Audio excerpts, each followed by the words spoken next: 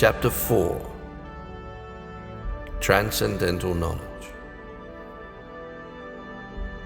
Transcendental knowledge is spiritual knowledge, knowledge of the soul, the Supreme, and their eternal relationship. One can attain transcendental knowledge by consistently renouncing the fruits of work and offering them to the Supreme in the process of devotional service. By regularly following this devotional path, the heart is purified and the soul is liberated. This is transcendental knowledge.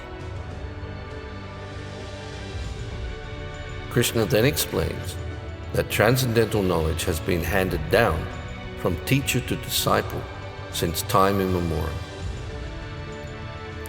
He also explains that the reason for his appearance is to re-establish Dharma, the eternal duty of the soul, and to give transcendental knowledge. Krishna concludes by explaining that one must approach a spiritual master, a guru. A guru is a self-realized soul. Such a person is qualified and capable of imparting transcendental knowledge to all people.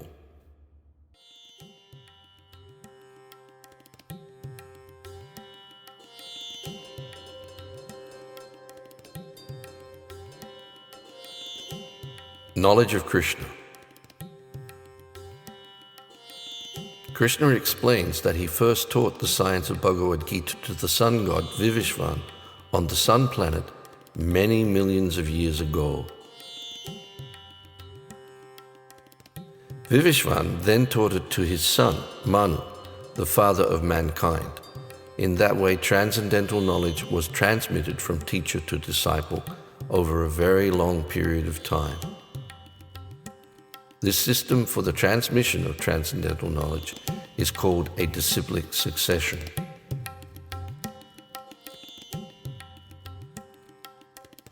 Krishna's Appearance. There are two regions of creation, the spiritual world and the material world. Whenever and wherever there is a decline in religion in the material world, Krishna comes from the spiritual world to re-establish religious principles, Dharma. Lord Krishna, the Supreme Personality of Godhead, appears himself in his original transcendental form, which is untouched by the material nature.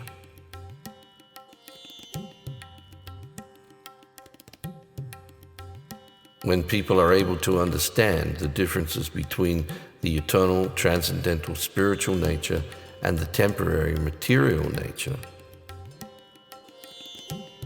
naturally, they want to learn more about the transcendental and spiritual nature of the Lord.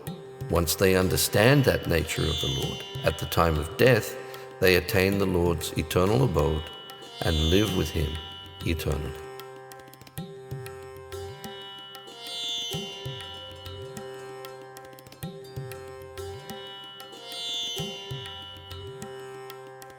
Surrender to Krishna. Everyone surrenders to Krishna, either directly or indirectly.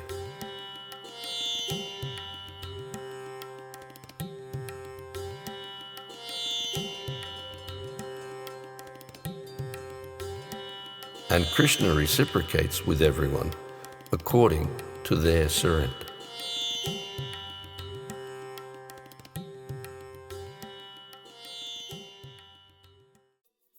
Sacrifice of knowledge. In human society, there are divisions of work and life. But what is the reason for that?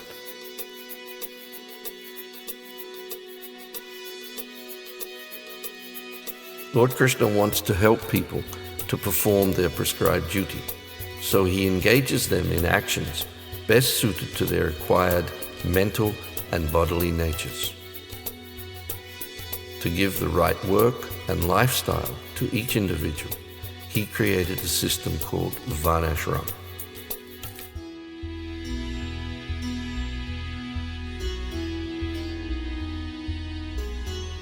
Varnashram has 4 divisions of social order and 4 divisions of spiritual life orders.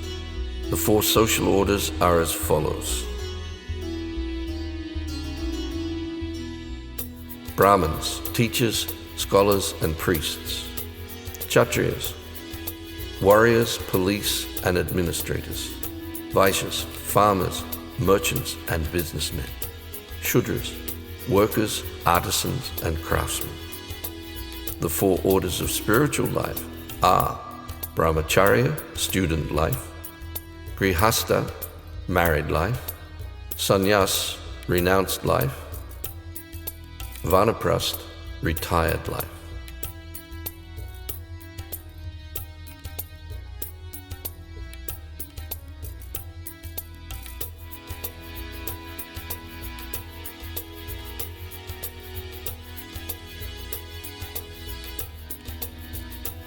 So once everyone is engaged, having a job and a life in accordance with their mental and bodily natures, then people engaged in all kinds of actions can offer the results of their work for the pleasure of the Supreme.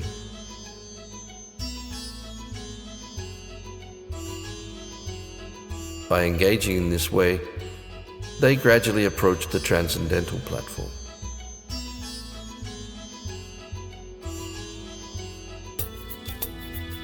Once they achieve this stage of life, they have transcendental knowledge. Ignorant and faithless persons who doubt the knowledge of the revealed scriptures can never be happy.